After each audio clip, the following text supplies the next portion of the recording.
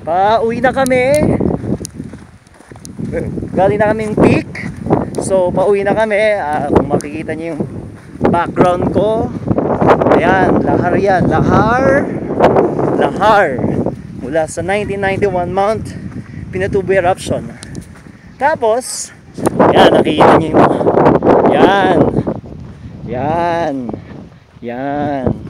Lahat yan yung mga bundok ng buhangin na binuga ng Mount Pinatubo nung sumabog.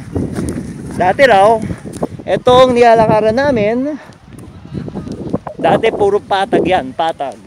Mga bukid, ilog, mga bahay-bahay, yon. Pero dahil sumabog, puro lahar na to, lahar. At pinaliligiran na tayo, tulad na nakikita nyo sa aking paligid, pinaliligiran na tayo ng bundok ng buhangin.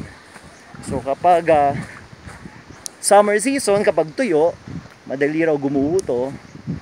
Kasi nga dahil tuyong-tuyo, loose, kahit ihip ng hangin o kaya minsan kapag sobrang lakas ng ingay,